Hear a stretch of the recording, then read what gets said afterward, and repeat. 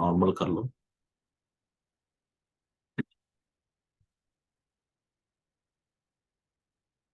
नीचे बस ऊपर स्क्रीन ऑफ टेबल को। अस्सलामु अलैकुम वरहमतुल्लाहि वबरकातुह। अल्हम्दुलिल्लाहि रब्बिल आलमीन वस्सलातु वस्सलामु अला रसूलिल करीम नबीना मुहम्मद व आलिहि व अस्हाबिहि अजमईन अम्मा बाद।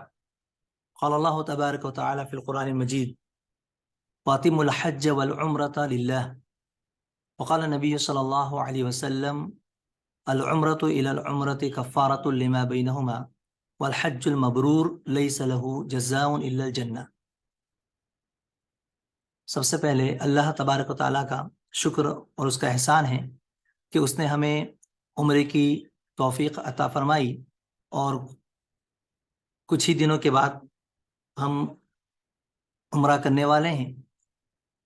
तो उससे पहले उम्रा क्या है और क्यों हम उम्रा करते हैं, इसके फ़ायदे क्या हैं, और उम्रा करने से पहले कुछ चीज़ें ऐसी हैं जिसका जानना हमें ज़रूरी है। इंशाअल्लाह अभी आगे हम उम्रे का मुकम्मल तरीक़ा किताब व सुन्नत की रोशनी में समझेंगे, लेकिन इससे पहले अभी आपके सामने स्क्रीन पर जो आप देख रहे हैं वो ये उम्रे से पहले हम अपने आप को कैसे तैयार करें, उम्रे से पहले अपने आप को किस तरह तैयार करें, ये टॉपिक है, ये मौजू है। और चार बातें जो हम स्क्रीन पर देख सकते हैं कि सबसे पहली चीज़ जो है, चूँकि उम्रा क्या है, इबादत है, उम्रा इबादत है, और इबादत के लिए दो बुनियादी शर्त है। पहली शर्त यह है कि वो उसमें इखलास हो, लिल्लाहियत हो, यानी सिर्फ और सिर्फ अल्लाह के लिए वो अमल किया जाए, इबादत की जाए। और नंबर दो, वो तरीक़ा नबी करीम सल्लल्लाहु अलैहि वसल्लम के मुताबिक हो।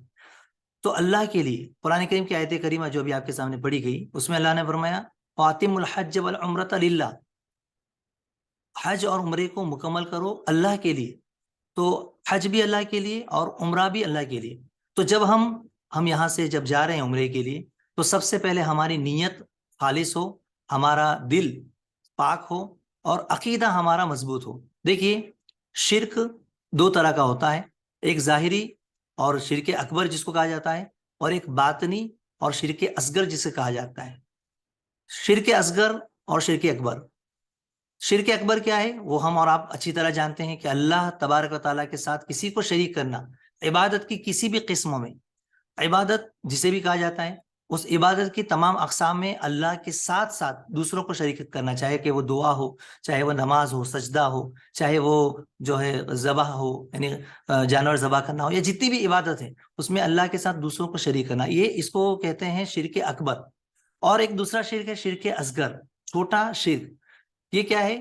दिखलावा, जिसे रियाकारी कहा जाता है। तो अगर उम्रा करने से पहले हमने अपने दिल को साफ नहीं किया, और हम अगर मकसद हमारा लिल्लाह के अलावा, यानी अल्लाह के अलावा कोई और भी मकसद हो कि लोग हमारी वाहवाही करे, लोग हमें हाजी साहब कहें, लोग हमें जो है कह रहे माशाल्लाह इसने उम्रा कर लिया, वहां तक जा रहे हैं, सिर्फ दिखलावा हो, तो ऐसी सूरत में हमारी इतनी अहम इबादत, इतना जो कि जिस्मानी इबादत भी है, माली इबादत भी है, इसमें हमारा माल भी खर्च हो रहा है, काबिल कबूल नहीं होगा सिर्फ हमारी इस नीयत की वजह से।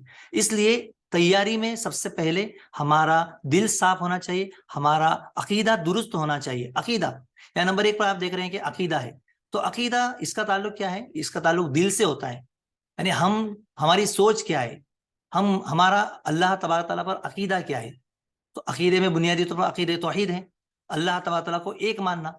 तो अगर हम इतनी बड़ी इबादत अल्लाह के लिए करने जा रहे हैं, लेकिन कहीं ना कहीं अगर हमारे आमाल में शिरक है, हमारे आमाल में कुफ्र है, नबी की शान में हमारे अंदर गुलू है, यहाँ पर आप देख रहे हैं स्क्रीन पर, तो यहाँ पर नंबर एक पर अकीदा जो लिखा हुआ है, अकीदे में खराबी किस किस एतबार से आ सकती है, किस एतबार से अकीदे में खराबी आ सकती है, यहाँ पर वो टॉपिक अलग है, हम उसको तफसीली तौर पर नहीं, लेकिन चूंकि उम्रे पे जा रहे हैं तो ये जानना भी हमारे लिए जरूरी है कि अकीदा दुरुस्त होना चाहिए, शिरक से पाक हो। कई लोग जाते हैं उम्रा करने के लिए, कई लोग जाते हैं हज करने के लिए, हज जैसी अजीम इबादत वो लोग कर रहे हैं, लेकिन वहां पर अकीदा उनका दुरुस्त नहीं होता, वो अल्लाह के अलावा किसी और से भी मांगते हुए हमें नजर आते हैं।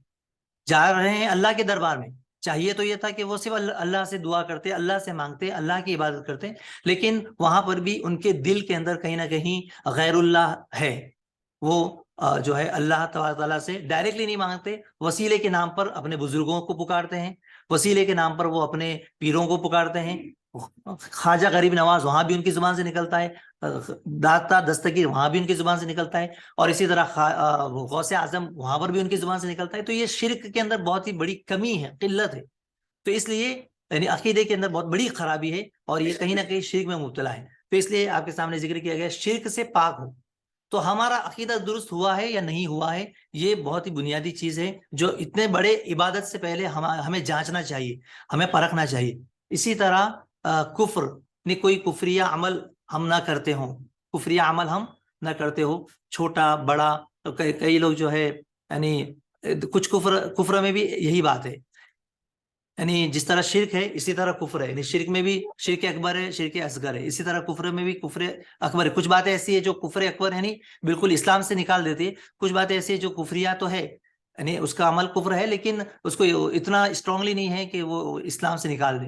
تو یہ ساری باتیں, جیسے کہ اللہ کے رسول صلی اللہ علیہ وسلم کو بھی لوگ پکارتے ہیں اور کہتے ہیں کہ نہیں ہم جو نبی کو پکارتے ہیں, نبی کے علاوہ کس کا مقام ہے. تو یہ غلو ہے. آگے اس کے بعد نمبر 3 پر آپ دیکھیے غلو.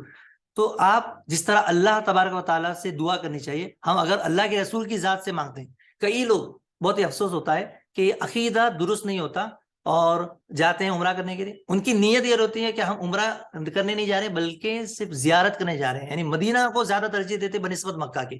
جبکہ اگر یہ بات بھی آپ کے ذہن نشین ہونی چاہیے, یہ عقیدے کی بات ہے اس لیے آپ کے ذہن نشین ہونی چاہیے کہ عمرہ یا حج کا تعلق مدینہ سے بالکل بھی نہیں ہے. اگر کوئی شخص عمرہ کرنے گیا, وقت اس کے پاس کم ہے اور صرف مکہ میں عمرہ کر کے ہی آ گیا, تو اس کا عمرہ ہوگا کہ نہیں ہوگا؟ اس کا عمرہ بالکل ہوگا. یہاں تک کہ حج بھی اگر وہ کرنے گیا اور صرف مکہ گیا اور مکہ سے حج کر کے ہی واپس آ گیا, مدینہ نہیں گیا, تو ایک تو اس کا حج بھی ہو گیا مکمل, اس میں کوئی شک نہیں, اس کا حج بھی ہوا, اس کا عمرہ بھی ہوا, اور اس کیا وہ مدینہ نہیں گیا تو اس کو کوئی گناہ ہوگا؟ کوئی گناہ نہیں ہوگا. البتہ مدینہ ہمیں جانا چاہیے. مدینہ ہم جاتے ہیں, کیوں جاتے ہیں؟ اس کی ایک الگ فضیلت ہے. اللہ کے رسول صلی اللہ علیہ وسلم نے وہاں جانے کا حکم دیا, یعنی جو 3 مسجدیں ہیں جس کی طرف ہم قصد کرتے ہیں, یعنی نیت ثواب کی نیت سے, اس میں سے 3 مسجدیں, لا تشد الرحال الا الى 3 مساجد, 3 مسجدیں جس کی طرف جو ہے ہمیں ثواب کی نیت سے, یاد رکھیں. اگر بغیر ثواب کی نیت سے آپ کہیں پر بھی صرف وزٹ کر رہے ہیں, صرف دیکھنے کے لیے تاریخی مقامات, ہندوستان میں بہت سارے تاریخی مقامات ہیں, ہم جاتے ہیں, تو اگر صرف تاریخی مقامات کے اعتبار سے جا رہے ہیں, ثواب کی کوئی نیت نہیں ہے, تو یہ جانا جائز ہے. آپ مکہ مسجد چلے گئے, آپ دلی میں چلے گئے, آپ فلاں قطب مینار چلے گئے, آپ یعنی ایسے الگ الگ مسجدیں ہیں, آپ چلے گئے تو کوئی حرج کی بات نہیں. لیکن ثواب کی نیت سے اگر آپ جا رہے ہیں تو پھر یہ گناہ ہے.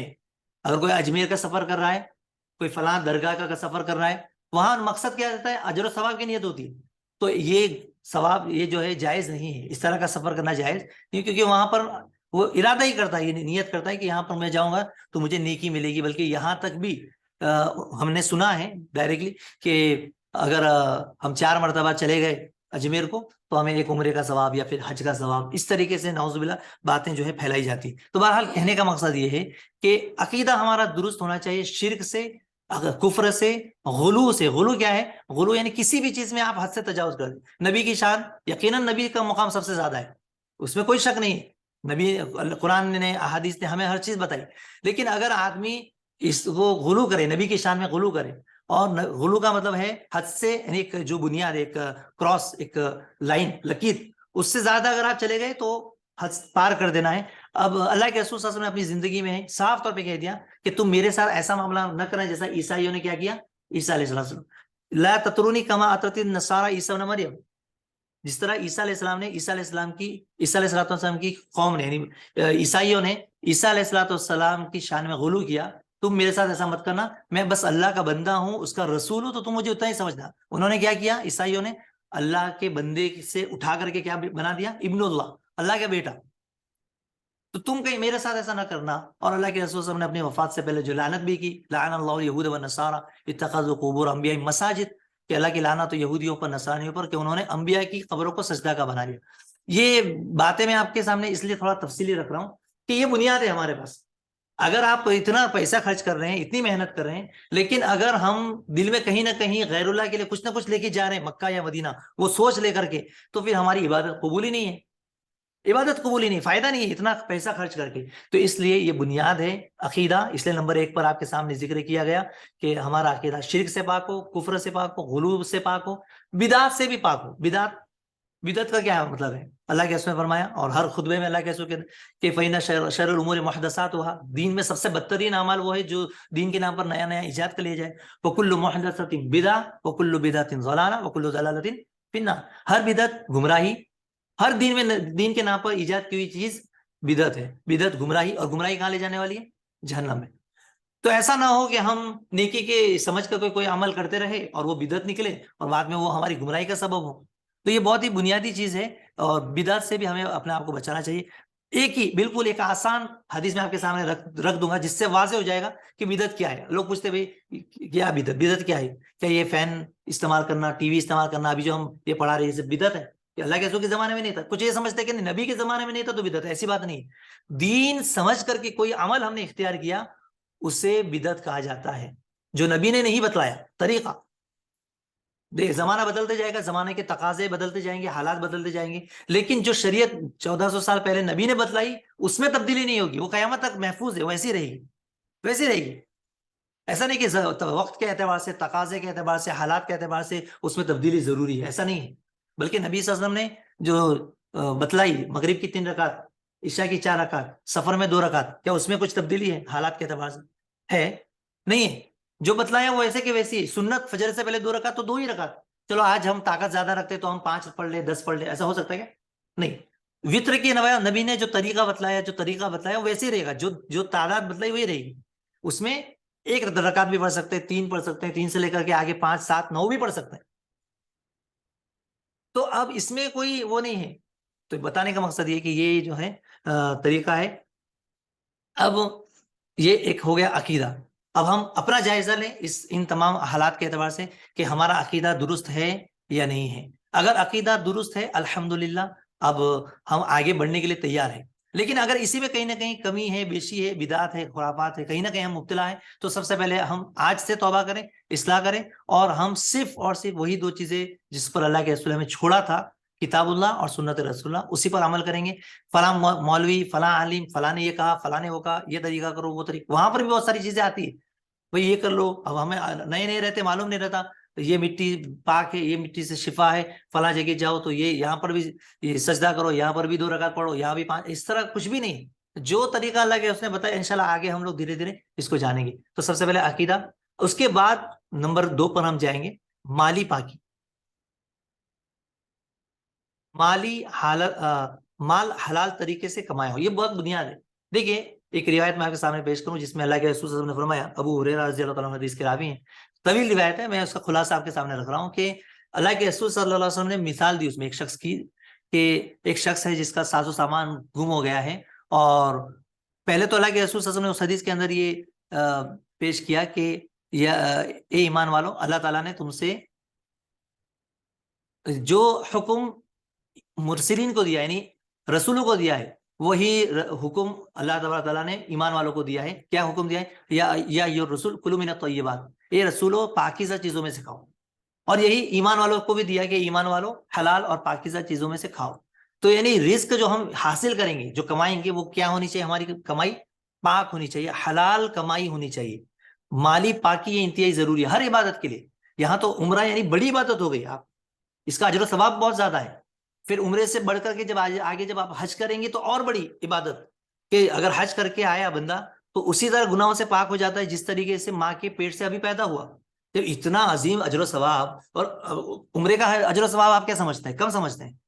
عمرہ ابھی انشاءاللہ بھی آگے ابھی آپ کے سامنے رکھا جائے گا کہ عمرہ جو ہے وہ بھی رمضان کے مہینے عمرہ کرنا حج کے برابر ہے. بلکہ اللہ کے رسول کی روایت میں فرمایا کہ حجۃ معی، میرے ساتھ حج کرنے کے برابر، میرے ساتھ حج کرنے کے برابر. تو اتنا اجر و ثواب جب آپ حاصل کر رہے ہیں تو پھر ایسی صورت میں ہم اپنا جائزہ لیں کہ ہمارا جس مال کو ہم خرچ کر کے جا رہے ہیں، لگا رہے ہیں 1.5 لاکھ روپے یا اس سے کم و بیش جو بھی ہے، ایسی صورت میں اب جب جا رہے ہیں تو ہمارا مال پاک ہے یا نہیں ہے. مال پاک کیسے ہوگا؟ جو ہم نے کمایا وہ حلال طریقے سے کمایا یا حرام طریقے سے کمایا. یہ بہت ہی بنیادی شرط ہے. تو مال حلال طریقے سے کمایا ہونا چاہیے، یعنی کسی پر ظلم نہیں ہونا چاہیے، زیادتی نہیں ہونا چاہیے.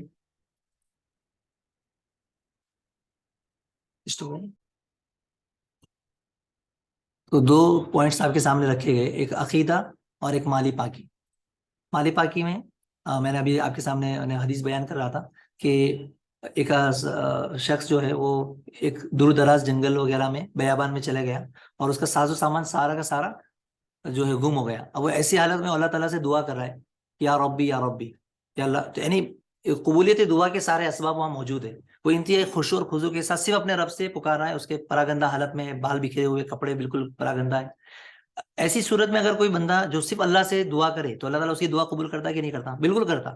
لیکن یہاں پر اس کی دعا قبول نہیں ہو رہی ہے۔ دعا قبولیت میں جو رکاوٹ ہے وہ کیا ہے؟ اللہ کے رسول نے فرمایا کہ اللہ تعالیٰ ایسے شخص کی دعا کیسے قبول کرے کہ اس نے جو لباس پہنا ہے وہ حرام ہے، اس نے جو کھانا کھایا ہے وہ حرام ہے، پانی جو پیا ہے وہ حرام ہے، یہاں تک کہ اس کی جو پرورش ہوئی ہے وہ حرام غذا سے ہوئی ہے، مطعم حرام، مشرب حرام، اور ملبس حرام، وغذی بالحرام فانا یستجاب لذلک۔ تو جب پوری اس کی پرورش حرام طریقے سے ہوئی تو کیسے اس کی عبادت قبول ہو؟ تو اگر حرام پیسے لگا کر کے ہم عمرے پہ جا رہے ہیں تو یہ یاد رکھیں کہ وہ قبول نہیں ہوگا۔ قبولیت عمل کے لیے یہ چیز ایسی بات نہیں ہے، یہ کفار مکہ بھی سمجھتے تھے، مشرکین مکہ بھی سمجھتے تھے، اس لیے وہ لوگ جو ہے نا جب طواف کرتے تھے تو پورے برہنہ ہو کر کے ننگے ہو کے کرتے تھے۔ کیوں ننگے ہو کے کرتے تھے؟ ان کو معلوم تھا کہ ہم جو کمایا ہے وہ حرام طریقے سے، اور حرام طریقے سے جو کمایا ہوا اللہ کے دربار میں ہم کھڑے نہیں ہو سکتے، تو وہ پورے ننگے کھڑے ہو جاتے تھے۔ پھر اسلام آنے کے بعد اس چیز سے روک دیا گیا، منع کر دیا گیا، لیکن وہ جو چیز ہے یعنی حرام پیسوں سے بچنا وہ تو ہے اپنی جگہ پر۔ دوسرا یہ کہ وہ جو انشاءاللہ آگے جب کعبہ کی بات آئے گی تو وہاں پر ہم بات بتائیں گے کہ وہ لوگ نے حتیم کا جو حصہ ہے اس کو ایسے چھوڑ دیا تھا۔ حلال کمائی ان کے پاس ختم ہو گئی تھی، حرام کمائی تھی، حلال کمائی ختم ہو گئی تھی، تو کعبے کو اسی حصے میں چھوڑ دیا تھا، جو ایسا آگے انشاءاللہ ہم آپ کو بتائیں گے۔ تو کہنے کا مطلب یہ ہے کہ وہ لوگ بھی اتنا کفر کرتے تھے، شرک کرتے تھے، لیکن حلال کمائی کا اہتمام وہ لوگ بھی کرتے تھے۔ یعنی اللہ کی بارگاہ میں جب کھڑے ہوئے تو ہمیں بھی درجہ اولا کرنا چاہیے۔ پر اس کے بعد دو پوائنٹ اور ہیں جو کہ انتہائی مختصر طور پر میں آپ کے سامنے رکھوں، ظاہری پاکی اور باطنی پاکی۔ باطنی پاکی کا کیا مطلب ہے اور ظاہری؟ اچھا، ایک اور سوال یہاں پر لکھا ہوا ہے کہ قرض لے کر کے بھی عمرہ کر سکتے ہیں، شرط واپسی کی امید ہو۔ یعنی چونکہ بات مالی پاکی کی آئی تو اگر کسی کے اوپر قرضہ ہے تو کیا وہ مقروض شخص عمرہ کر سکتا ہے؟ دیکھیں، قرض کی بڑی ہی سخت وہ آئی ہے، یعنی اگر آپ سخت وعید آئی ہے کہ جتنا جلدی ہو سکے آپ قرض کو ادا کرو۔ اللہ کے رسول صلی اللہ علیہ وسلم کے زمانے میں بھی کسی کا انتقال ہوتا تو اللہ کے رسول پوچھتے تھے کہ اس کے اوپر کوئی قرضہ ہے یا نہیں ہے۔ تو قرض ایک جائز چیز ہے، ہم لے سکتے ہیں باوقت ضرورت پڑتی ہے ہر کسی کو، لیکن اس کو عادت نہ بنا لے، اس کو بے بنیاد زبردستی طور پر جو ہے اس کو واپس نہ کرنا، ہم اپنے پاس جمع کرنا، یہ غلط ہے۔ البتہ کیا عمرے کا سوال ہے تو عمرہ کر سکتے ہیں قرض لے کر؟